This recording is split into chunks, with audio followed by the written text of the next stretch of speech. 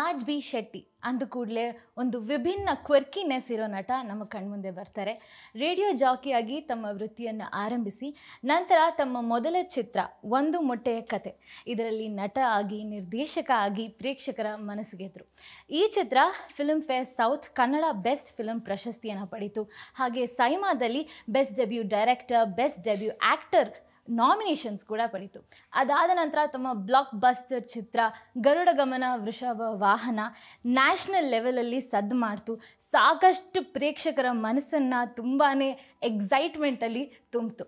ಇಷ್ಟೇ ಅಲ್ಲ, ಅಮ್ಮಚ್ಚಿ ಎಂಬ ನೆನಪು, ಮಹಿರಾ, ಗುಬ್ಬಿ ಮೇಲೆ ಬ್ರಹ್ಮಾಸ್ತ್ರ, ಸರ್ಕಾರಿ ಹಿರಿಯ ಪ್ರಾಥಮಿಕ ಶಾಲೆ, 777 ಚಾರ್ಲಿ, ಕಥಾ ಸಂಗಮ ಹೀಗೆ ಸಾಕಷ್ಟು ಚಿತ್ರಗಳಲ್ಲಿ ಹಾಸ್ಯ, ರೌದ್ರ, ಭಯಾನಕ, ಬೀಭತ್ಸ ರಸಗಳಲ್ಲಿ ನಟನಾಗಿ, ನಿರ್ದೇಶಕನಾಗಿ, ಕಥೆಗಾರನಾಗಿ ಪ್ರೇಕ್ಷಕರ ಮನಸ್ಸು ಗೆದ್ದಿದ್ದಾರೆ.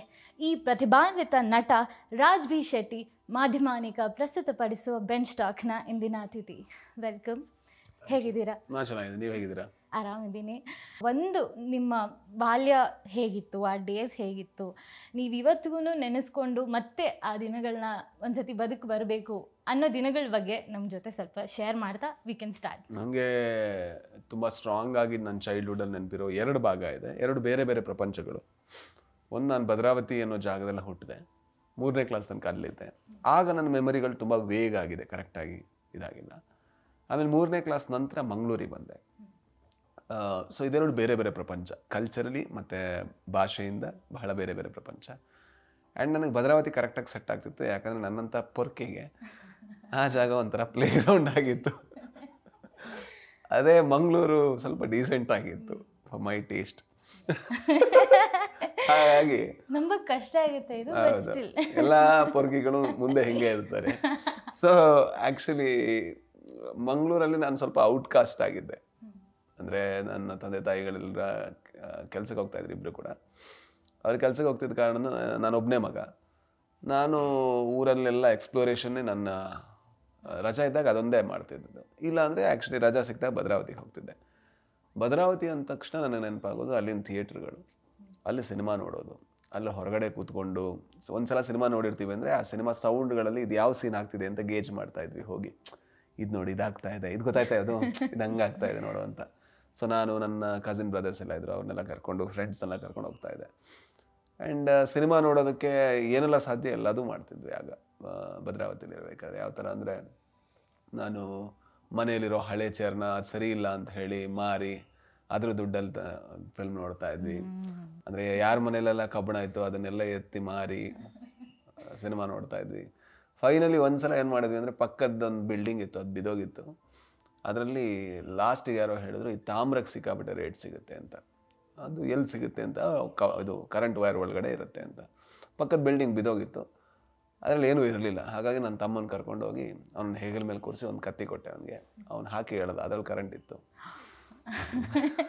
ಇಬ್ಬರಿಗೂ ಎತ್ತು ಒದ್ದು ನಾವು ಬಿದ್ದು. ಆ್ಯಂಡ್ ಮಂಗಳೂರಲ್ಲಿ ಆ್ಯಕ್ಚುಲಿ ಮೀನು ಹಿಡಿಯೋದು ಆ್ಯಂಡ್ ಅಲ್ಲಿನ ದೈವಾರಾಧನೆ ಆ್ಯಂಡ್ ಕಲ್ಚರಲಿ ನಾನು ಏನೆಲ್ಲ ಕಲ್ತಿದ್ದೀನಿ ಅದಕ್ಕೆ ಮಂಗಳೂರು ತುಂಬ ದೊಡ್ಡ ಕೊಡುಗೆ ಇದೆ.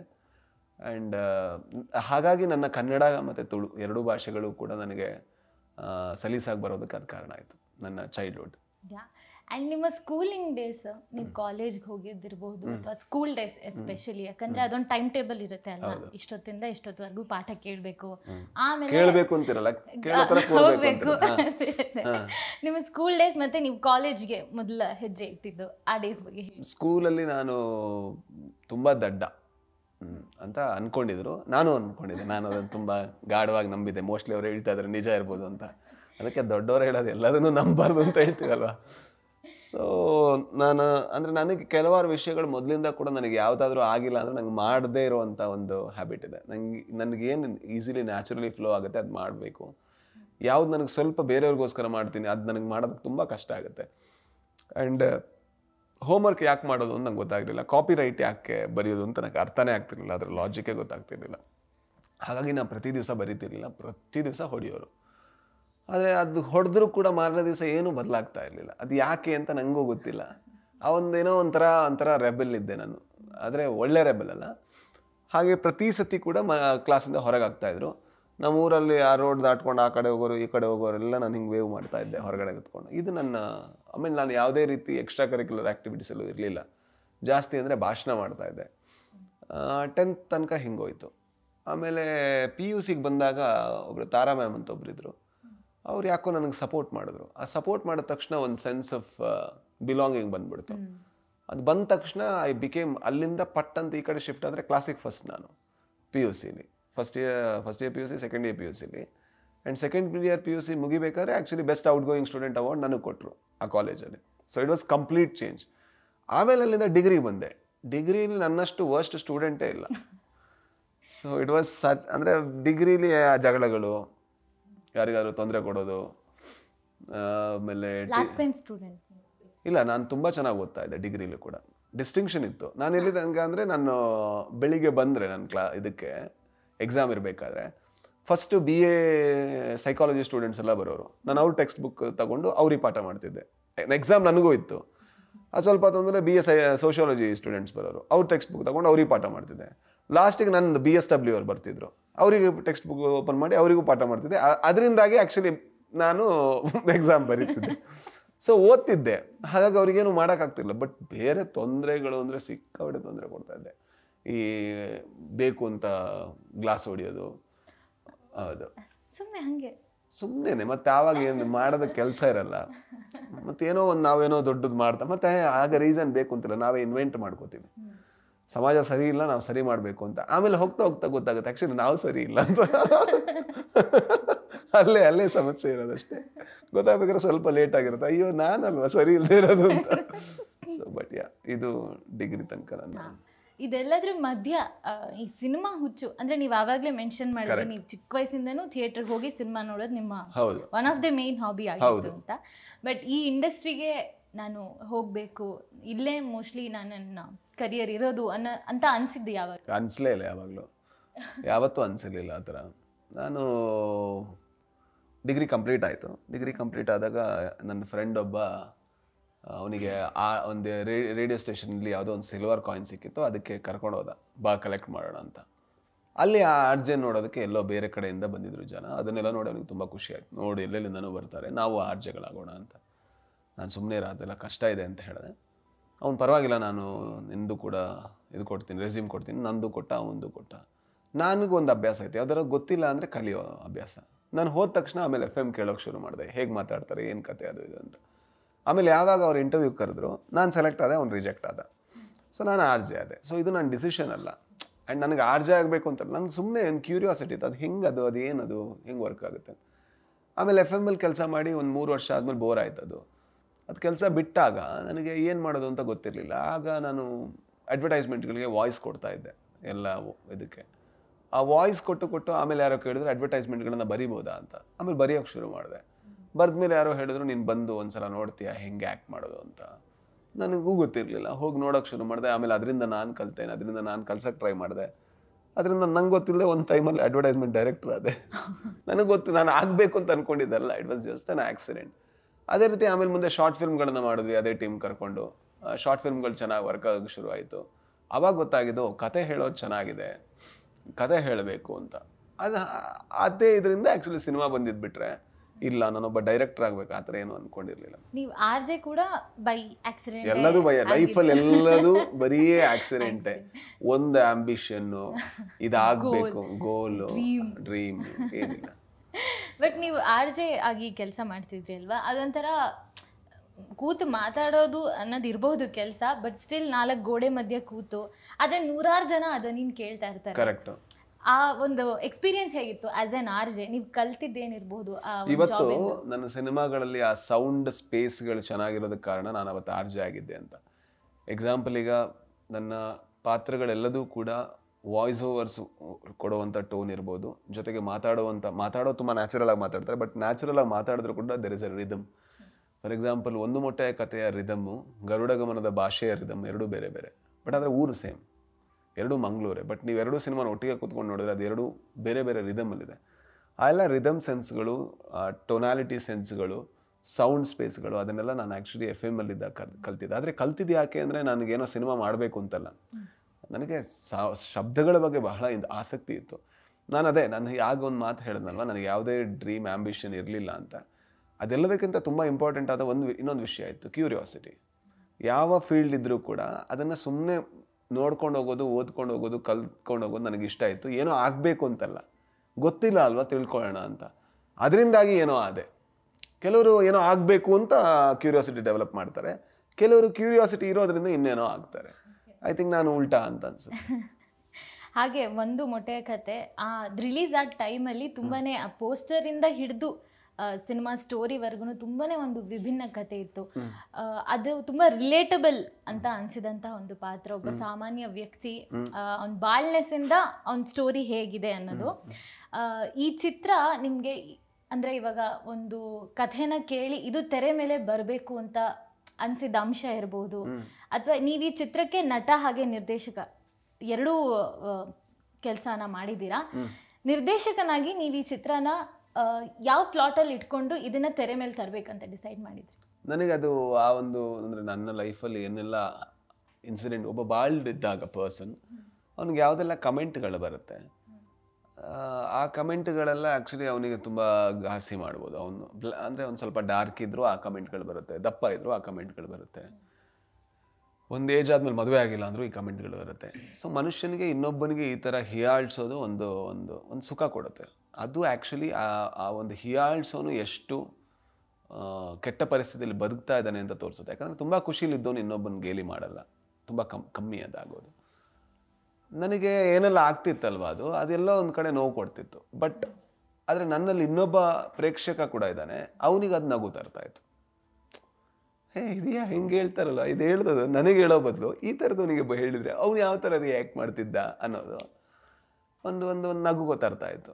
ಆ್ಯಂಡ್ ಅದರಿಂದಾಗಿ ನಾನು ನನಗಾದ ಎಲ್ಲ ಸನ್ನಿವೇಶಗಳು ಅಥವಾ ಸಣ್ಣ ಸಣ್ಣ ಸನ್ನಿವೇಶಗಳು, ಒಬ್ಬ ಬಾಲ್ಡ್ ಪರ್ಸನ್ ಫೇಸ್ ಮಾಡ್ಬೋದಂಥ ಎಲ್ಲ ಸಿಚುವೇಶನ್ಗಳು, ಅದನ್ನು ಒಬ್ಬ ಪಾಪ ತುಂಬ ಎಕ್ಸ್ಪ್ರೆಸ್ ಮಾಡೋಕ್ಕೆ ಲಿಮಿಟೇಷನ್ ಇರುವಂಥ ಒಬ್ಬ ಕನ್ನಡ ಲೆಕ್ಚರರ್ಗೆ ಹಾಕಿದ್ರೆ ಅದನ್ನು ಅಲ್ಲಿ ಒಂದು ಕಾಮಿಡಿ ಸೃಜಿಸೋಕೆ ಒಂದು ಇದಾಯಿತು, ಏನಾಯಿತು, ಸ್ಪೇಸ್ ಆಯಿತು.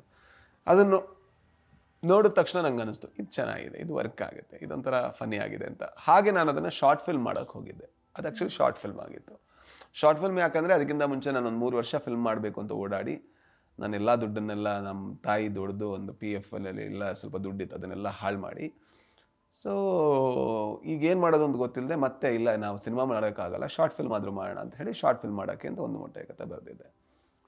ಅದು ಬರೆದ ಆಮೇಲೆ ಯಾರೋ ಬಂದು ಹೇಳಿದ್ರು ಇಲ್ಲ ಅದು ಚೆನ್ನಾಗಿದೆ, ನೀನು ಫಿಲ್ಮ್ ಮಾಡು, ನಾನೊಂದು 25-30 ಲಕ್ಷ ಇನ್ವೆಸ್ಟ್ ಮಾಡ್ತೀನಿ ಅಂತ. ಸುಹಾನ್ ಅಂತ ನನ್ನ ಫ್ರೆಂಡು, ಅವನ ಹೇಳ್ದ ಅನ್ನೋ ಕಾರಣಕ್ಕೆ ನಾನು ಅದನ್ನು ಯೋಚನೆ ಮಾಡ್ತಾ ಬಂದಮೇಲೆ ಆಮೇಲೆ ಬೇರೆ ಬೇರೆ ಪಾತ್ರಗಳು ಸೃಷ್ಟಿಯಾಗೋಕ್ಕೆ ಶುರುವಾಯಿತು. ನನಗೆ ಅನಿಸ್ತು ಇದನ್ನು ಸಿನಿಮಾ ಮಾಡ್ಬೋದು ಅಂತ. ಆಮೇಲೆ ಸಿನಿಮಾ ಮಾಡಿದೆ. ಆ್ಯಂಡ್ ಯಾರೂ ಆ ಹೀರೋ ಪಾತ್ರಕ್ಕೆ ಸಿಕ್ಕಿಲ್ಲ ಅನ್ನೋ ಕಾರಣಕ್ಕೆ ಒಂದು 2 ತಿಂಗಳು 3 ತಿಂಗಳು ಹುಡುಕಿ ಯಾರೂ ಸಿಗ್ತಾ ಇಲ್ಲ, ಇನ್ನು ಸುಸ್ತಾಗೋಯ್ತು, ಇಲ್ಲಾಂದರೆ ಈ ಸಿನಿಮಾನೇ ಆಗಲ್ಲ ಅನ್ನೋ ಕಾರಣಕ್ಕೆ ನಾನು ಆ್ಯಕ್ಟ್ ಮಾಡಿದ್ದು. ಸೊ ಆ್ಯಕ್ಟಿಂಗು ಕೂಡ ಆಕ್ಸಿಡೆಂಟೆ. ಆ್ಯಂಡ್ ಹೇಳ್ತಾರೆ simple story is the toughest to tell ಅಂತ. ಇದೊಂದು ಅದೇ ನಾ ಆಗಲೇ ಹೇಳ್ದಂಗೆ ಒಬ್ಬ ಸಾಮಾನ್ಯ ವ್ಯಕ್ತಿಯ ಕತೆ ಆಗಿತ್ತು. ನಿಮ್ಮ ಒಂದು ಫಿಸಿಕಲ್ ಅಪಿಯರೆನ್ಸ್, ಸೆಲ್ಫ್ ಎಸ್ಟೀಮೇ ನಿಮಗೆ ಒಂದು ಕಥಾರ್ಸಿಸ್ ಆಗಿ ಪ್ಲೇ ಮಾಡಿತ್ತ ಈ ಚಿತ್ರಕ್ಕೆ? ನನಗೆ ಆ ಸಿನಿಮಾ ಮಾಡಬೇಕಾದ್ರೆ ಫಸ್ಟಿಗೆ ನಾನು ಕೂಡ ನಾನು ಹೇಗಿದ್ದೀನಿ ಅನ್ನೋದು ನನಗೂ ಕೂಡ ತುಂಬ ಸ್ವಲ್ಪ ಕಾನ್ಷಿಯಸ್ ಇದ್ದೆ. ಅದಕ್ಕೋಸ್ಕರ ನಾನು ಬೇರೆ ಯಾರನ್ನೂ ಇದು ಮಾಡಬೇಕು ಅಂತ ಹುಡುಕ್ತಾ ಇದ್ದೆ, ಯಾರನ್ನೋ ಬೇರೆಯವ್ರನ್ನ ಆ್ಯಕ್ಟ್ ಮಾಡಿಸ್ಬೇಕು ಅಂತ. ಅಂದರೆ ಆ್ಯಕ್ಚುಲಿ ನಮ್ಮಲ್ಲೆಲ್ಲ ಕೂಡ ಒಂದು ಹಿಪಾಕ್ರಸಿ ಇರುತ್ತೆ. ನಾವು ಎಲ್ರಿಗೂ ಹೇಳಕ್ಕೆ ಹೋಗ್ತೀವಿ ಸಮಾನತೆಯೇ ಅಂದರೆ ಇದು ಏನೋ ಮನುಷ್ಯನ ಮೂಲ ಗುಣ ಅಂತ ಎಲ್ಲರ ಹತ್ರ ಹೇಳಕ್ಕೆ ಹೋಗ್ತೀವಿ. ಆಮೇಲೆ ಮಾತ್ರ ಯಾರೋ ನಮಗೆ ಟೀ ಕೊಡಂದ್ರೆ ಬೇಕೊಡೋ ಅಂತ ಬೈತಾ ಇರ್ತೀವಿ. So this is our hypocrisy. But ನಮಗೆ ಗೊತ್ತಿಲ್ಲದಿರೋವಂಥ ಹಿಪಾಕ್ರಸಿ ಅದು. ಅದೇ ರೀತಿ ಬ್ಯೂಟಿ ಕಾನ್ಷಿಯಸ್ ಬಗ್ಗೆ, ಬ್ಯೂಟಿ ಸ್ಕಿನ್ ಡೀಪ್ ಅನ್ನೋವಂಥ ಒಂದು ಕೋಟ್ ಏನಿದೆ ಅದ್ರ ಬಗ್ಗೆ ನಾನು ಸಿನಿಮಾ ಮಾಡ್ತಾ ಇದ್ದೆ. ಬಟ್ ನಾನು ಹೇಗಿದ್ದೀನಿ ನಾನೇ ಅಕ್ಸೆಪ್ಟ್ ಮಾಡೋಕೆ ರೆಡಿ ಇಲ್ಲ, ನಾನು ಹೇಗಿದ್ದೀನಿ ಅದನ್ನೇ ತೆರೆ ಮೇಲೆ ತರಕ್ಕೆ ನಾನು ರೆಡಿ ಇಲ್ಲ ಸ್ವಲ್ಪ ಚೆನ್ನಾಗಿರಬೇಕು ಅಂತ. ಆ್ಯಂಡ್ ಆಮೇಲೆ ಹುಡುಕಿ ಯಾರೂ ಸಿಕ್ಕಿಲ್ಲ ಅನ್ನೋ ಕಾರಣಕ್ಕೆ ಲಾಸ್ಟಿಗೆ ಸುಹಾನ್ ಹೇಳಿದೆ ಇಲ್ಲ ಇನ್ನು ಭಾಳ ಕಷ್ಟ ಆಗುತ್ತೆ, ನೀವೇ ಮಾಡಿ ಅಂತ. ಆಮೇಲೆ ನಾನೇ ಮಾಡಿದೆ. ಆ್ಯಂಡ್ ಬಟ್ ನನಗೆ ಎಕ್ಸಾಕ್ಟ್ಲಿ ಗೊತ್ತಿತ್ತಲ್ವ ಆ ಪಾತ್ರವನ್ನು ಹೇಗೆ ಬರೆದಿದ್ದೇನೆ, ಹೇಗೆ ನಿಭಾಯಿಸ್ಬೋದು ಅಂತ ಗೊತ್ತಿದ್ದ ಕಾರಣದಿಂದಾಗಿ ನನಗದು ಕಷ್ಟ ಆಗಿಲ್ಲ. So it was not a catharsis, but ನನಗೆ ಅದು ಒಂದು ದೊಡ್ಡ ಪಾಠ. ನಾನು ಏನನ್ನು ಅಂದ್ಕೊಂಡಿದ್ದೆ, ಏನನ್ನು ಮಾಡ್ತಿದ್ದೆ, ಅದರಲ್ಲಿ ಒಂದು ದೊಡ್ಡ ಹಿಪಾಕ್ರಸಿ ಇತ್ತಲ್ವ, ಅದನ್ನೆಲ್ಲ ಆ್ಯಕ್ಚುಲಿ ಹೋಗಲಾಡಿಸಿದ ಸಿನಿಮಾ ಒಂದು ಮೊಟ್ಟೆ ಆಗತ್ತೆ. ಡೆಫಿನೆಟ್ಲಿ ನಮಗೂ ನಿಮಗೆ ಆ ಪಾತ್ರ ಮಾಡೋಕ್ಕೆ ಕಷ್ಟ ಆಗಲಿಲ್ಲ, ನಮ್ಗೆ ಅದನ್ನ ಇಷ್ಟಪಡದೆ ಇರೋಕ್ಕಾಗಲಿಲ್ಲ.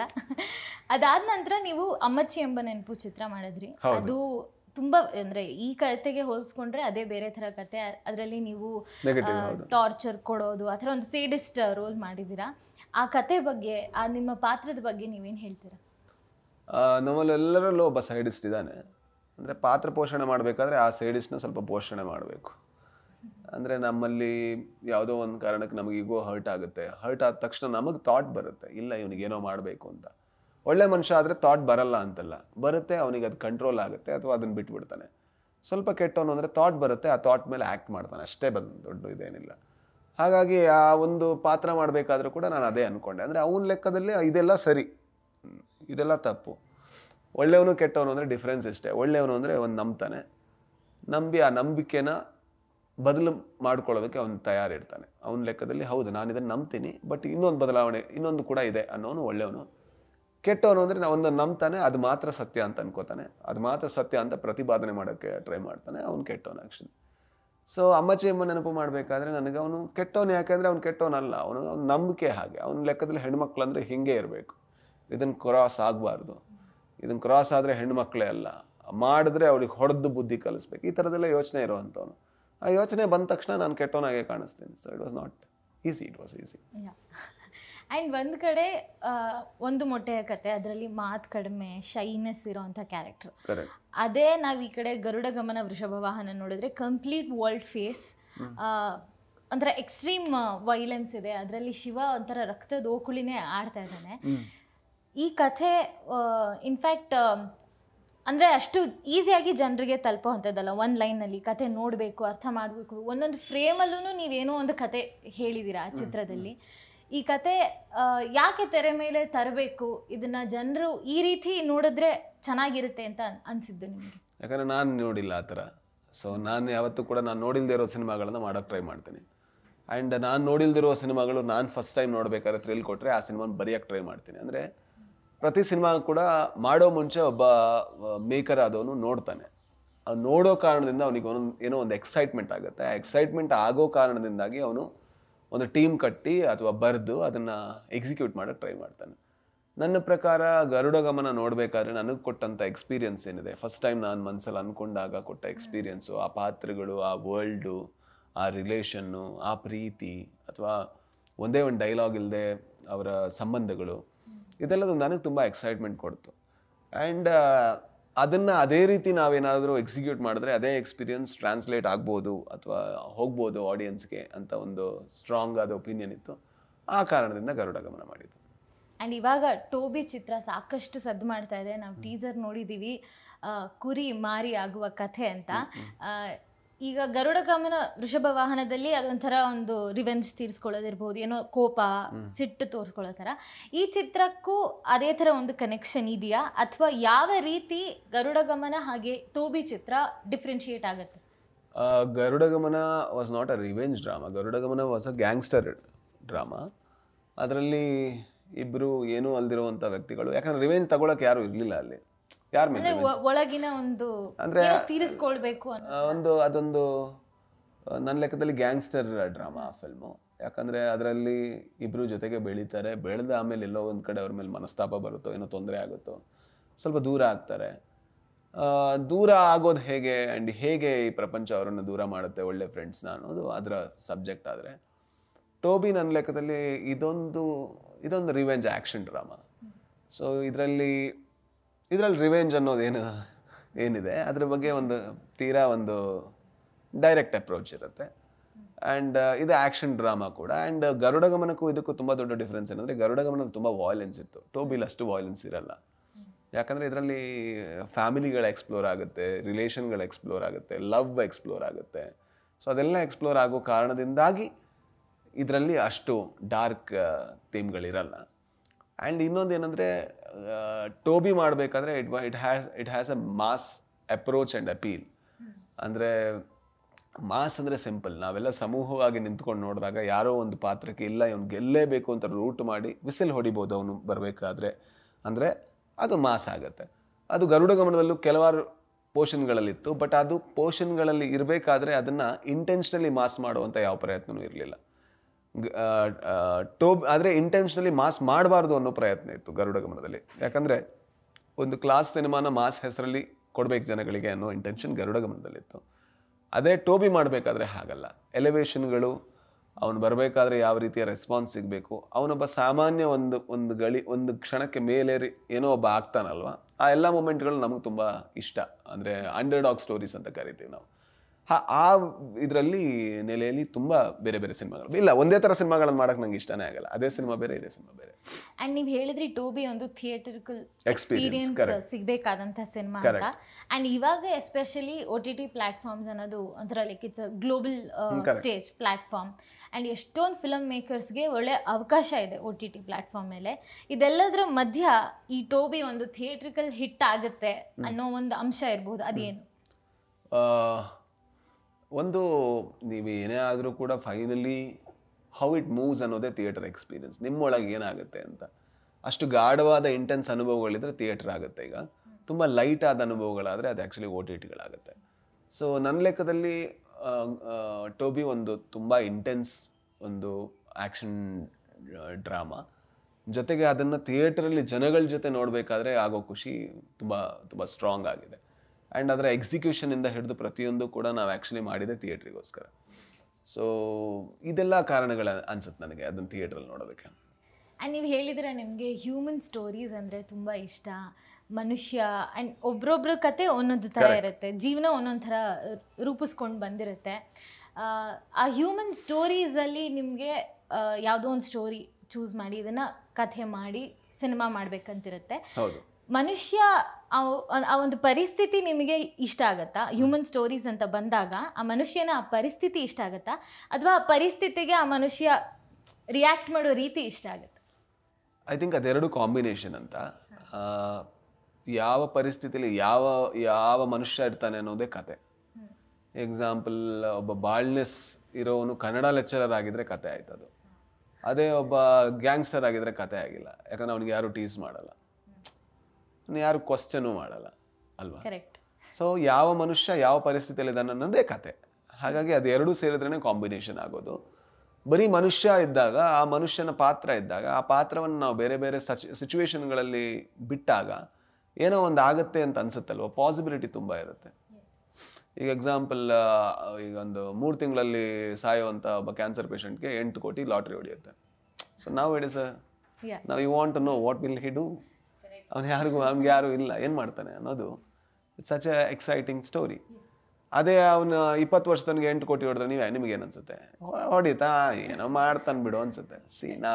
Every story is not because of the story, it's because of the situation and who is in that situation. ಅದೆರಡರಿಂದಾಗಿ ಕಥೆ ಆಗುತ್ತೆ. ಆ್ಯಂಡ್ ನೀವು ಒಬ್ಬ ಕಥೆಗಾರ, ಅದು ಸಾಕಷ್ಟು ಜನರಿಗೆ ಗೊತ್ತಿದೆ. ಹಾಗೆ ನಿಮ್ಮನ್ನ ಕಥೆಗಾರ ಆಗಿ ತುಂಬ ಜನ ಇಷ್ಟಪಡ್ತಾರೆ, more than an actor or director. ನೀವೊಂದು ಕಥೆ ಬರೀಬೇಕಾದ್ರೆ ನೀವು ನಿಮ್ಮ ಫಸ್ಟ್ ಪ್ರಯಾರಿಟಿ ಆ್ಯಕ್ಟರ್ ಆಗಿರ್ತಾರ ಅಥವಾ ಡೈರೆಕ್ಟರ್ ಆಗಿರ್ತಾರ? ಪಾತ್ರಗಳು ಮಾತ್ರ ನನ್ನ ಪ್ರಯಾರಿಟಿ ಆಗಿರುತ್ತೆ. ಯಾಕಂದರೆ ಆ್ಯಕ್ಟರ್ ಡೈರೆಕ್ಟರ್ಗಳು ಯಾರು ಇಂಪಾರ್ಟೆಂಟ್ ಅಲ್ಲ, ಅವರೆಲ್ಲ ಆಮೇಲೆ ಬರೋರು. ಆ ಪಾತ್ರ, ಯಾವ ಪಾತ್ರ ಇದೆ, ಆ ಪಾತ್ರಗಳು ಜೊತೆಗೆ ಆ ಕತೆ, ಅದೆರಡೇ ನನಗೆ ಬಹಳ ಇಂಪಾರ್ಟೆಂಟ್. ಅಂದರೆ ಆ ಪಾತ್ರ ಎಲ್ಲಿದೆ, ಏನು ಹೇಳ್ತಾ ಇದೆ, ಎಲ್ಲಿಗೆ ಹೋಗ್ತಾ ಇದೆ, ಏನು ಮಾಡ್ತಾ ಇದೆ, ಅದು ನನಗೆ ತುಂಬ ದೊಡ್ಡ ಎಕ್ಸ್ಪ್ಲೋರೇಷನ್ ಆಗುತ್ತೆ. ಸೊ ಅದನ್ನು ಮುಗಿಸೋ ತನಕ ನನಗೆ ಬೇರೆ ಯಾರೂ ಇಂಪಾರ್ಟೆಂಟ್ ಆಗಲ್ಲ. ಆಮೇಲೆ ಕಥೆ ಅದೇ ಈಗ ಎಕ್ಸಾಂಪಲ್, ಈಗ ನಾನು ಬೇರೆ ಸಿನಿಮಾಗಳಿಗೆ ಬರೆದಾಗ, ಎಕ್ಸಾಂಪಲ್ ಈಗ ನಾನು ನನ್ನ ಸಿನಿಮಾಗಳಿಗೆ ಬರ್ಕೊಳ್ಳೋದು ಹೇಳ್ತಾ ಇದ್ದೀನಿ. ಅದೇ ಈಗ ಸರ್ಕಾರಿಗೆ ಬರೆದಾಗ ಅಥವಾ 777 ಚಾರ್ಲಿಗೆ ಬರೆದಾಗ, ಆಗ ನಿರ್ದೇಶಕನಿಗೆ ಏನು ಬೇಕೋ ಅದು ತುಂಬ ಇಂಪಾರ್ಟೆಂಟ್ ಆಗುತ್ತೆ. ಆಗ ಯಾಕಂದರೆ ನಿರ್ದೇಶಕ ಪಾತ್ರ ಕ್ರಿಯೇಟ್ ಮಾಡಿರ್ತಾನೆ, ಅವನಿಗೇನು ಬೇಕು ಅನ್ನೋದು ತುಂಬ ಇಂಪಾರ್ಟೆಂಟ್ ಆಗುತ್ತೆ. ಹಾಗಾಗಿ ನಾವು ಬರಹಗಾರರಾದರೂ ಕೂಡ ಎಲ್ಲಿದ್ದೀವಿ ಅನ್ನೋ ರೋಲ್ ಮೇಲೆ ಆ್ಯಕ್ಚುಲಿ ನಾವು ಏನನ್ನು ಬರಿತೀವಿ ಅನ್ನೋ ಡಿಸೈಡ್ ಆಗುತ್ತೆ. ನನಗೆ ಬರೆಯುವಂಥ ಸೀನ್ಗಳನ್ನು ರಿಷಬ್ಗೆ ಬರೆಯೋದೇ ಇಲ್ಲ, ರಿಷಬ್ ಬರೆಯುವಂಥ ಸೀನ್ನ ನನಗೆ ಬರ್ಕೊಳ್ಳೋದೇ ಇಲ್ಲ. ನಾನು it is not at all, ಅದು ಒಂದೇ ಅಲ್ಲವೇ ಅಲ್ಲ. ಸೊ ಯಾಕಂದರೆ ಅವರು ಯಾವ ರೀತಿ ಎನ್ವಿಷನ್ ಮಾಡ್ತಾರೆ ಅದಕ್ಕೆ ಬೇಕಾದ ಸೀನ್ಗಳನ್ನೇ ಬರಿಬೇಕಾಗುತ್ತೆ. ಅದು ನಮ್ಮ ಜವಾಬ್ದಾರಿ ಆಗುತ್ತೆ. ನಾನು ಯಾವ ರೀತಿ ಆದರೆ ಕೇಳ್ತೀನಿ, ನಂದೇನಾದರೂ ಅವರ ವಿಷನ್ಲಿ ಏನೋ ನನಗೇನೋ ಸರಿ ಕಾಣಿಸಿಲ್ಲ ಅಥವಾ ನನಗೇನೋ ಇದ್ದಿದ್ದನ್ನು ನಾನು ಹೇಳ್ತೀನಿ, ಶೆಟ್ರೆ ಇದು ಹೀಗೆ ಮಾಡ್ಬೋದಾ ಅಂತ. ಅವ್ರಿಗೆ ಇಷ್ಟ ಆದರೆ ಆಗ ಇಲ್ಲ ಅದೆಲ್ಲ ಹೀಗೆ ಆಗಬೇಕು ಅಂದ್ರೆ ನಂಗೆ ಅದರಲ್ಲಿ ಏನು ತಪ್ಪು ಕಾಣಿಸಲ್ಲ. ಓ ಹೌದಾ, ಆಯಿತು ಹಾಗೆ ಆಗಲಿ ಅಂತ. ಆ್ಯಂಡ್ ನೀವು ಕಥೆ ಬರಿಬೇಕಾದ್ರೆ, ಕತೆ ಬರೆಯುವಾಗಲೇ ನಿಮಗೆ ಅನಿಸಿದೆಯಾ ಯಾವತ್ತಾರು ಇದು ಒಂದು ಸಿನಿಮಾ ಅಂದರೆ ತೆರೆ ಮೇಲೆ ತರಬಹುದಾದಂಥ ಕಥೆ? ಇಲ್ಲಾಂದರೆ ನಾನು ಬರೆಯೋದೇ ಇಲ್ಲ. ಬರೆಯೋದೇನಕ್ಕೆ, ತೆರೆ ಮೇಲೆ ತರಬೇಕು ಅನ್ನೋ ಕಾರಣಕ್ಕೋಸ್ಕರನೇ ಬರೆಯೋದು. ಯಾವಾಗ ಅದು ಅನ್ಸುತ್ತೆ, first of all I am A very lazy person. ನನಗೆ ಸುಮ್ಮನೆ ಕೂತ್ಕೊಂಡು ಏನೋ ಗೀಚ್ತಾ ಕೂರಕ್ಕೆ ಆಗಲ್ಲ ಅನ್ನೋದಕ್ಕಿಂತ ನನಗೆ ಅಷ್ಟು ಎನರ್ಜಿ ಇಲ್ಲ ಲೈಫಲ್ಲಿ, ತುಂಬ ಲೇಸಿ ನಾನು. ಹಾಗಾಗಿ ನನಗೆ ಅದು ಉಪಯೋಗಕ್ಕೆ ಬರಬೇಕಲ್ವ, ಅದು ಸ್ಕ್ರೀನ್ ಮೇಲೆ ಬರುತ್ತೆ ಅಂದರೆ ಮಾತ್ರ ನಂಗೆ ಬರೆಯೋಕ್ಕಾಗತ್ತೆ, ಇಲ್ಲ ಅಂದರೆ ನಂಗೆ ಬರೆಯೋಕ್ಕಾಗಲ್ಲ. ಯಾವ್ದಾದ್ರು ಒಂದು ದೊಡ್ಡ ಅಂಶ ಅಂತ ತಗೊಳ್ಳೋದಾದ್ರೆ, ಇದು ಸಿನಿಮಾ ಮೇಲೆ ಬರಬೇಕಂದ್ರೆ ಕಥೆಯಲ್ಲಿ ಈ ಅಂಶ ಇದೆ, ಅದಕ್ಕೆ ಇದು ತೆರೆ ಮೇಲೆ ಬರಬೇಕು ಅಂತ ನೀವು ಕಥೆಯಲ್ಲಿ ಯಾವ ಅಂಶ ನೋಡ್ತೀವಿ? ನಾನು ಯಾವುದನ್ನು ಹುಡುಕಲ್ಲ ಇದೇ ಇರಬೇಕು ಅಂತ, ಅದನ್ನು ನಾನು ಮಾಡಿರಬಾರ್ದು, ಅದು ತುಂಬ ಇಂಪಾರ್ಟೆಂಟ್ ಅಂಶ. ಈಗ ಎಕ್ಸಾಂಪಲ್, ಒಂದು ಮೊಟ್ಟೆಯ ಕಥೆಯ ಪ್ರಯೋಗಗಳನ್ನು ನಾನು ಗರುಡ ಗಮನದಲ್ಲಿ ಮಾಡಲಿಲ್ಲ ರೈಟರ್ ಆಗಿ. ಅದರಲ್ಲಿ ಏನಿತ್ತು ಅದು ಇದಿರಲಿಲ್ಲ ಇಲ್ಲಿ.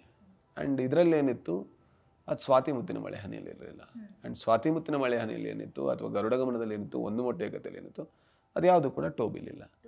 ಸೊ ಪ್ರತಿ ಸತಿ ಕೂಡ ಹೊಸದಾಗಿರಬೇಕು ಅಂತ ಯೋಚನೆ ಮಾಡ್ತೀನಿ, ಅಷ್ಟೇ ಬಿಟ್ಟರೆ ಮಿಕ್ಕಿದೇನು ಇಂಪಾರ್ಟೆಂಟ್ ಅಲ್ಲ. ಆ್ಯಂಡ್ ನೀವು ಈ ಪಾಯಿಂಟೇ ನಾನು ಕೇಳೋಣ ಅಂತಿದ್ದೆ. ಪ್ರತಿಯೊಂದು ಸಿನಿಮಾನೂ ವಿಭಿನ್ನವಾಗಿದೆ, ಅದರಲ್ಲಿರೋ ಪಾತ್ರಗಳು ತುಂಬಾ ನೆನಪಲ್ಲಿ ಉಳಿಯುವಂಥದ್ದು ಎಷ್ಟೇ ವರ್ಷ ಆದ್ರೂ. ಈ ಥರ ಇರಬೇಕಾದ್ರೆ ಯಾವುದೋ ಒಂದು ಹೊಸ ಪಾತ್ರ ಬರೆಯೋಕ್ಕೆ ಹೋದಾಗ ಇನ್ಸೆಕ್ಯೂರಿಟಿ ಅಥವಾ ಕತೆ ಹೆಂಗಾಗ್ಬೋದು ಅನ್ನೋ ಫೀಲಿಂಗ್ ಏನಾದ್ರು ಇದೆಯಾ? ಇಲ್ಲವೇ ಇಲ್ಲ, ಅದು ಏನಕ್ಕೆ, ಅದು ಬರೋದೇ ಇಲ್ಲ ಆ್ಯಕ್ಚುಲಿ. ಅಂದರೆ ಯಾವ ಪಾತ್ರವನ್ನು ಒಂದು ಕತ್ತೆ ಪಾತ್ರ ಆದರೂ ಕೂಡ ಬರಿಬೇಕಾದ್ರೆ ಅದರ ಇಂಟೆನ್ಸಿಟಿ ಇರಬೇಕು, ಅದರ ಶಾರ್ಪ್ನೆಸ್ ಇರಬೇಕು, ಅದು ಯಾಕೆ ನಿಮ್ಮನ್ನು ಕಾಡ್ತು ಅನ್ನೋದಿರಬೇಕು. ಫಸ್ಟ್ ಆಫ್ ಆಲ್ ಎಲ್ಲ ಜನಗಳನ್ನು ನಾವು ಡೇಟ್ ಮಾಡೋಕ್ಕೆ ಹೋಗಲ್ಲ, ಪ್ರಪಂಚದಲ್ಲಿರೋ ಎಲ್ಲರೂ ಕೂಡ. ಒಬ್ಬ ರೈಟರ್ ಬರಿತಾ ಇದ್ದಾನೆ ಅಂದರೆ ಅವನು ಆ್ಯಕ್ಚುಲಿ ಆ ಪಾತ್ರದ ಜೊತೆ ಲವ್ವಲ್ಲಿದ್ದಾನೆ, ಡೇಟ್ ಮಾಡ್ತಾ ಇದ್ದಾನೆ ಅಂತ ಅರ್ಥ. ಹಾಗಾದರೆ ಅವನಿಗೆ ಅದು ಹೊಸದು ಅಂತ ಅನಿಸಿರ್ಬೇಕು, ಏನೋ ಒಂದು ವಿಶೇಷತೆ ಇರಬೇಕು.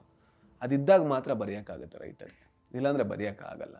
ಹಾಗಾಗಿ ಅವನು ಹೊಸ ರೀತಿಯ ಪಾತ್ರಗಳನ್ನು ಕ್ರಿಯೇಟ್ ಮಾಡಬೇಕು ಅನ್ನೋ ಇಂಟೆನ್ಷನಲ್ಲಿರಲ್ಲ, ಅವ್ನು ಬರಿಬೇಕು ಅನ್ನೋ ಒಂದು, ಅದು ಬರೆಯೋದನ್ನು ಮುಂದೆ ಸಾಗಿಸೋದಕ್ಕಾದರೂ ಆ ಪಾತ್ರದಲ್ಲಿ ಏನಾದರೂ ಇರಬೇಕಾಗುತ್ತೆ. ಅದರಿಂದಾಗಿ ಅದು ಫೈನಲ್ ಆದಾಗ ಅದು ಹೊಸ ಪಾತ್ರದ ಥರ ಏನೋ ವಿಶೇಷ ಇದೆ ಅಂತ ಜನಗಳಿಗೆ ಅನ್ಸಕ್ಕೆ ಶುರುವಾಗುತ್ತೆ. ಆ್ಯಂಡ್ ಅದು ನೀವು ಹೇಳ್ದಂಗೆ ಪ್ರತಿಯೊಂದು ಕತೆಗೆ ಹೋಲಿಸಿದ್ರೆ ಆ ಪಾತ್ರ ನಿಜವಾಗ್ಲೂ ಒಂದು ಹೊಸ ಪಾತ್ರ ಆಗಲೇಬೇಕು, ಇಲ್ಲಾಂದ್ರೆ ಬರೆಯೋಕ್ಕಾಗಲ್ಲ, ಬೋರ್ ಆಗುತ್ತೆ. ಆ್ಯಂಡ್ ಈಗ ಗಮನಿಸಿದ್ರೆ ಕೆಲವು ವರ್ಷಗಳಿಂದ ಈ ಡಾರ್ಕ್ ವೈಲೆಂಟ್ ಥೀಮ್ ಇರೋಂಥ ಚಿತ್ರಗಳು ಸಾಕಷ್ಟು ಬರ್ತಾ ಇದೆ, ಅದು ಹಿಟ್ ಆಗ್ತಾ ಇದೆ, ಅದು ಬ್ಲಾಕ್ ಬಸ್ಟರ್ ಹಿಟ್ ಆಗುತ್ತೆ, ಒಂದು ನ್ಯಾಷನಲ್ ಲೆವೆಲಲ್ಲಿ, ಹಾಗೆ ಬೇರೆ ಬೇರೆ ದೇಶಗಳಲ್ಲೂ ರಿಲೀಸ್ ಆಗೋ ಲೆವೆಲ್ಗೆ ಅದು ಬೆಳೀತಾ ಇದೆ. ಈ ಒಂದು ಡಾರ್ಕ್ ವೈಲೆಂಟ್ ಥೀಮ್ ಚಿತ್ರಗಳ ಎರ ಈಗ ನಡೀತಿದೆ ಅಂತ ನಿಮ್ಗೆ ಅನ್ಸುತ್ತಾ? ಹಾಗೇನಿಲ್ಲ, ಅದು ಅಂದರೆ ಮಾರುಕಟ್ಟೆಯಲ್ಲಿ ಯಾವ ಡಿಮಾಂಡ್ ಇದೆ ಅದು ಸೇಲ್ ಆಗುತ್ತೆ. ಸೊ ಅದು ಸೇಲ್ ಆಗಿ ಆಮೇಲೆ ಮತ್ತೆ ಬೇರೆ ಪ್ರಾಡಕ್ಟ್ ಬರುತ್ತೆ. ಅದು ಯಾವತ್ತೂ ಕೂಡ ಹಾಗೇ ಇದ್ದಿದ್ದು, ಹಾಗೇ ಆಗೋದು.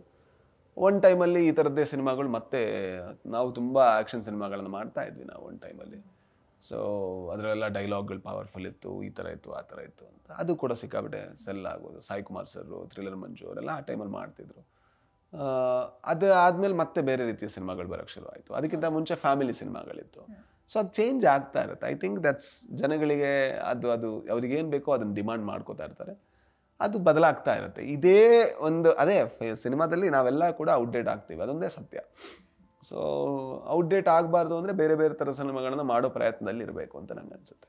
ಆ್ಯಂಡ್ ಇವಾಗ ಎಸ್ಪೆಷಲಿ ಇದೊಂಥರ ಗ್ಲೋಬಲ್ ಪ್ಲ್ಯಾಟ್ಫಾರ್ಮ್ ಆಗಿರೋದ್ರಿಂದ ಸಿನಿಮಾಗಳು ತುಂಬ ಇನ್ಫ್ಲುಯೆನ್ಸಸ್ ಆಗುತ್ತೆ. ನಮ್ಮ ಸೌತ್ ಫಿಲ್ಮ್ಸಿಂದನೇ ಅಂದರೆ ನಾರ್ತ್ ಫಿಲ್ಮ್ಸ್ ಅಂತ ತೊಗೊಂಡ್ರೆ ನಾವು ಡಿಫ್ರೆನ್ಷಿಯೇಟ್ ಮಾಡಿದಾಗ ಇನ್ಫ್ಲುಯೆನ್ಸ್ ಆಗ್ತಾರೆ. ಅದೇ ಥರ ಸ್ಟೋರಿ ಅಟ್ಲೀಸ್ಟ್ ಒಂದು ಫ್ರೇಮ್ ಅಟ್ಲೀಸ್ಟ್ ಹಂಗಿರೋ ಥರ ಏನೋ ಒಂದು ಇನ್ಫ್ಲುಯೆನ್ಸ್ ಇರುತ್ತೆ. ಈ ಇನ್ಫ್ಲುಯೆನ್ಸ್ ಬಗ್ಗೆ ಆ್ಯಂಡ್ ಈ ಗ್ಲೋಬಲ್ ಮಾರ್ಕೆಟ್ ಬಗ್ಗೆ ನೀವೇನು ಹೇಳ್ತೀರಾ?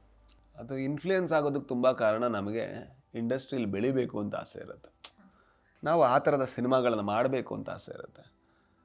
ಆದರೆ ನಮ್ಗೆ ಆಗಲ್ಲ ಅನ್ನೋ ಭಯ ಇರುತ್ತೆ, ಇಲ್ಲಾಂದರೆ ಇನ್ಫ್ಲುಯೆನ್ಸ್ ಆಗೋಕ್ಕೆ ಚಾನ್ಸ್ ಇಲ್ಲ. ಯಾಕಂದರೆ ಸಿನಿಮಾ ಅನ್ನೋದೇ ಒಂದು ಹೊಸ ರೀತಿಯ ದೃಶ್ಯಗಳನ್ನು ಕಟ್ಟೋವಂಥ ಸಾಧ್ಯತೆ. ಅದನ್ನೇ ಕಂಪ್ಲೀಟಾಗಿ ಎಕ್ಸ್ಪ್ಲೋರ್ ಮಾಡಿಲ್ಲ ಅಂದರೆ ಫಿಲ್ಮ್ ಮೇಕರ್ ಅಂತ ಏನಕ್ಕೆ ಕರ್ಕೋತೀಯ ನಿನ್ನ? ನಾನು ಇನ್ನೊಂದು ಥರದ ಸಿನಿಮಾಗಳನ್ನು ನಾನು ಮಾಡ್ತಾ ಇದ್ದೀನಿ ಅಂದರೆ, ಇನ್ನೊಂದು ರೆಫರೆನ್ಸ್ ಸಿನಿಮಾಗಳನ್ನು ಮಾಡ್ತಾ ಇದ್ದೀನಿ ಅಂದರೆ, ಅದು ತುಂಬ ಇಡೀ ಮಾಧ್ಯಮಕ್ಕೆ, ಇಡೀ ಕಲೆಗೆ ಮಾಡೋ ಮೋಸ. ಅದು ನಾನು ದುಡ್ಡು ಮಾಡ್ಬೋದು, ಅದು ಬೇರೆ ಪ್ರಶ್ನೆ. ಬಟ್ ಆದರೆ ಅದಲ್ಲಲ್ಲ, ನಾನೊಬ್ಬ ಮನುಷ್ಯನಾಗಿ ಹುಟ್ಟಿ ನನಗೊಂದು ಧ್ವನಿ ಇದೆ, ಅಂದರೆ ವಾಯ್ಸ್ ಅಂತ ಕರಿತೀವಿ ನಾವು, ಈ ಧ್ವನಿ ಅಲ್ಲ. ಸೊ ನಾನು ಹೇಳೋ ಕಥೆಗಳಲ್ಲಿ ಒಂದು ಧ್ವನಿ ಇದೆ, ಅದು ಭಿನ್ನವಾದದ್ದು, ಅದು ಹೊಸದ್ದು. ಯಾಕಂದರೆ ನಾನು ಒಬ್ಬನೇ ಇರೋದು ಈ ಭೂಮಿ ಮೇಲೆ. ನಾನು ಅದನ್ನು ಮಾಡಿದೆ, ನಾನು ಪ್ರಶಾಂತ್ ನೀಲ್ ಅವರ ಧ್ವನಿಯಲ್ಲಿ ನಾನು ಅನುಕರಣೆ ಮಾಡ್ತೀನಿ ಅಂದರೆ ಅದು ನನಗೆ ನಾನು ಮೋಸ ಮಾಡಿಕೊಂಡೆ, ಈ ಸೃಷ್ಟಿಗೆ ನಾನು ಮೋಸ ಮಾಡಿಕೊಂಡೆ. ಯಾಕಂದರೆ ಪ್ರಶಾಂತ್ ನೀಲ್ ಥರ ಇನ್ನೊಬ್ಬರು ಬೇಕಿದ್ರೆ ಸೃಷ್ಟಿನೇ ಅದನ್ನು ಮಾಡ್ತಿತ್ತು, ನನ್ನನ್ನು ಮಾಡಬೇಕು ಅಂತಿರಲಿಲ್ಲ. ಹಾಗಾಗಿ ಅದು ತುಂಬ ತುಂಬ ಆದರೆ ಏನು ಮಾಡೋಕ್ಕಾಗಲ್ಲ ಅದು, ಯಾಕಂದರೆ ಎಲ್ಲ ಥರದ ಫಿಲ್ಮ್ ಮೇಕರ್ಸ್ಗಳು ಇರ್ತಾರೆ ನಮ್ಮ ಇಂಡಸ್ಟ್ರಿಯಲ್ಲಿ. ಸೊ ಬೇರೆ ಬೇರೆ ರೀತಿಯ ಪ್ರಯತ್ನಗಳು ನಡೀತಾ ಇರುತ್ತೆ. ಅದ್ರ ಜೊತೆಗೆ ನಾನು ಕೂಡ ಈ ಥರದ ಸಿನಿಮಾ ಮಾಡಬೇಕು ಅಂತ ನನಗೆ ಮೊನ್ನೆ ಒಬ್ಬ ಹುಡುಗ ಕೇಳಿದ, ಯಾವುದೋ ಒಂದು ಸಿನಿಮಾದ ಸೀನ್ ಹೇಳಿ, ಇದೇ ಥರ ಸೀನು ನನ್ನ ಸಿನಿಮಾದಲ್ಲಿ ಹಾಕೋಬೇಕು ಅಂತಿದ್ದೀನಿ. ಲೈಕ್ ಯಾಕೆ, ಆಲ್ರೆಡಿ ಹಾಕ್ಕೊಂಡಿದ್ದಾರಲ್ಲ ಅವ್ರು, ಏನಕ್ಕೆ ಅಂತ. ಬಟ್ ಅದೇ ಅಂದರೆ ಒಟ್ನಲ್ಲಿ ಡೈರೆಕ್ಟರ್ ಆಗಬೇಕು, ಒಟ್ನಲ್ಲಿ ಕತೆ ಹೇಳಬೇಕು. ಅಂದರೆ ನಾನೊಬ್ಬ ಡೈರೆಕ್ಟ್ರಾಗಿ ಪ್ರೂವ್ ಆಗಬೇಕು. ನಾನು ಕೆಲವರು ಮೆಸೇಜ್ ಮಾಡಿ ಹೇಳ್ತಾರೆ, ನನಗೆ ನಿಮ್ಮ ಥರದ್ದು ಒಬ್ಬ ದೊಡ್ಡ ಮನುಷ್ಯ ಆಗಬೇಕು, ನಾನು ಏನು ಮಾಡಬೇಕು ಅಂತ. ಫಸ್ಟ್ ಆಫ್ ಆಲ್ ನಾನು ದೊಡ್ಡ ಮನುಷ್ಯ ಆಗಿದ್ದೀನಿ ನನಗೆ ಅನಿಸಲ್ಲ.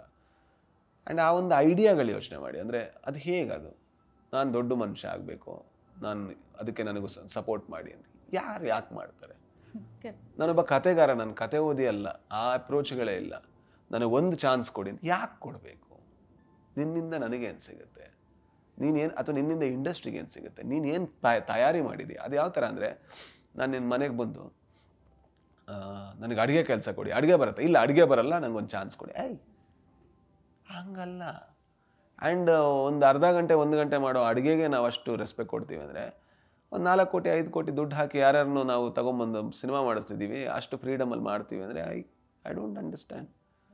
ಸೊ ಅದೇ ಈ ರೆಫರೆನ್ಸ್ಗಳು ಅದೆಲ್ಲ ಹಪಾಹಪಿ ನಾವು ದೊಡ್ಡವರಾಗಬೇಕು ಅನ್ನೋ ಒಂದು, ಬೆಳಿಬೇಕು ಅನ್ನೋ ಒಂದು ಇದೆಯಲ್ವ, ಅದರಿಂದ ಆಗೋದು ಅಂತ ಅನ್ಸುತ್ತೆ. ಆ್ಯಂಡ್ ನೀವು ಒಬ್ಬ ಕತೆಗಾರ, ನೀವು ಆ್ಯಕ್ಟರ್, ಡೈರೆಕ್ಟರ್ ಕೂಡ. ನೀವು ನೋಡಿದ ಯಾವುದೋ ಒಂದು ಪಾತ್ರ ನಿಮಗೆ ತುಂಬ ಕಾಡಿದ್ದು ಅಂತ ಇರುತ್ತಲ್ವ, ಬೇರೆ ಕತೆ ಇರ್ಬೋದು ಅಥವಾ ನಿಮ್ಮ ಕತೆ ಪಾತ್ರನೇ ಇರ್ಬೋದು, ನಿಮಗೆ ತುಂಬ ಕಾಡಿದ ಪಾತ್ರ ಯಾವುದು? ಉಳಿದವರು ಕಣ್ಣಂತೆ ರುಚಿ, ಆಮೇಲೆ ಬಬ್ರು ವಾಹನ. ಯಾಕೆ ಅಂತ ಕೇಳ್ಬೋದು? ಉಳಿದವರು ಕಣ್ಣಂತೆ ರುಚಿ ಒಂದು, ಅವನು ಯಾವ ಥರದ ಮನುಷ್ಯ, ಅವನು ಹೇಗಿದ್ದಾನೆ, ನಂಗೆ ಭಾಳ ಖುಷಿ ಕೊಡ್ತು ಬರೆದ ರೀತಿ, ಮತ್ತು ಅವನ ಲೈಫ್ ಬಗ್ಗೆ ಒಂದು ಈಸಿ ಗೋಯಿಂಗ್ ಅಪ್ರೋಚ್, ಅವಾಡ್ಗೆ ಅವನಿಗೆ ಅಂತ ಹೋಗ್ತಾ ಇರ್ತಾರಲ್ಲ, ನಂಗೆ ಭಾಳ ಇಷ್ಟ. ಸೊ ನಾನು ತುಂಬ ಇಂಟರ್ವ್ಯೂಗಳೆಲ್ಲ ಹೇಳಿದ್ದೀನಿ, ಏನಂದರೆ ನಾನು ಒಂದು ಮೂಟೆ ಕತೆ ಮೇ ಬಿ ಮಂಗಳೂರು ಕನ್ನಡದಲ್ಲಿ ಮಾಡೋಕ್ಕಾಗಿದ್ದು ಕೂಡ ಆ ಸಿನಿಮಾದಿಂದಾಗಿ. ಯಾಕಂದರೆ ಆ ಸಿನಿಮಾ ನೋಡ್ಬೇಕಾದ್ರೆ ಅನ್ನಿಸ್ತು ಇದೊಂದು ಪಾಸಿಬಿಲಿಟಿ ಸಾಧ್ಯ ಇದೆ ಅಂತ. ಅದಕ್ಕೆ ನಾನು ರಕ್ಷಿತ್ ಅವರಿಗೆ ಯಾವತ್ತೂ ಋಣಿ. ಆ್ಯಂಡ್ ಬಬ್ರು ವಾಹನ, ಯಾಕಂದರೆ ಒಂದು ತಾಯಿಗೆ ಇನ್ಸಲ್ಟ್ ಆಯಿತು ಅಂತ ನಿಂತ್ಕೋಬಾರಲ್ಲ, ಎಂಥ ಕಮರ್ಷಿಯಲ್ ಪಾತ್ರ. ಆ್ಯಂಡ್ ಡಾಕ್ಟರ್ ರಾಜ್ಕುಮಾರ್ ಸರ್ ಅದನ್ನು ಮಾಡಿದ ರೀತಿ. ಆಮೇಲೆ ಹಿರಣ್ಯಕಶಿಪು ಭಕ್ತ ಪ್ರಹ್ಲಾದದಲ್ಲಿ ಅಗೇನ್ ಡಾಕ್ಟರ್ ರಾಜ್ಕುಮಾರ್ ಸರ್. ಬಂಗಾರದ ಪಂಜರ, ವೀರ, ಮೈಲಾರಿ, ಕವಿರತ್ನ ಗಾಳಿದಾಸ. ಸೊ ಇದೆಲ್ಲ ಪಾತ್ರಗಳು. And Jackie.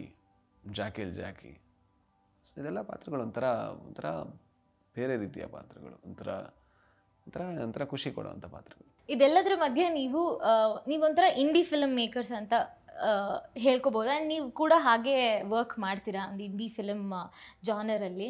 Chicken sambar productions ಅವ್ರ ಜೊತೆ ಒಂದು ಫಿಕ್ಷನ್ ಫಿಲಮ್ ಗಾಂಧಿ ಪಾತ್ರದಲ್ಲಿ ಅಭಿನಯಿಸ್ತಾ ಇದ್ದೀರಾ.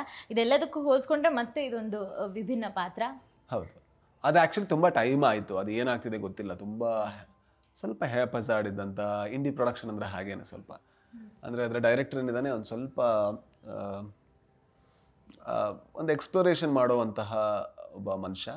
ಆದರೆ ಅದೇ ಅವನಿಗೆಲ್ಲೋ ಸ್ವಲ್ಪ ರಿಸ್ಟ್ರಿಕ್ಟ್ ಆಯಿತು ಏನೋ, ಯಾಕಂದರೆ ಅವನ ಎಕ್ಸ್ಪ್ಲೋರೇಷನ್ ಇನ್ನೂ ನಿಂತಿಲ್ಲ, ಆ ಸಿನಿಮಾಗಳು ಇನ್ನೂ ಕಂಪ್ಲೀಟ್ ಆಗಿಲ್ಲ. 7 ದಿವಸ ಅಂತ ಸ್ಟಾರ್ಟ್ ಆಯಿತು, ನಂದು 7 ದಿವಸ ಅಂತ, ಆಮೇಲೆ 21 ದಿವಸ ನಂದೇ ಆಯಿತು, ಇನ್ನೂ ನಂದೇನೂ ಮುಗಿದಿಲ್ಲ. ಹಾಗಾಗಿ ಏನಾಗ್ತಿದೆ ಅಂತ ಕೇಳಿಲ್ಲ. ಯಾಕಂದರೆ ಕೆಲವು ಸಲ ಸಿನಿಮಾಗೆ ಯಾವ ರೀತಿಯ ಕ್ರಿಯೇಟಿವ್ ಫ್ರೀಡಮ್ ಇಂಪಾರ್ಟೆಂಟೋ ಅದೇ ರೀತಿಯ ಶಿಸ್ತು ಇಂಪಾರ್ಟೆಂಟು.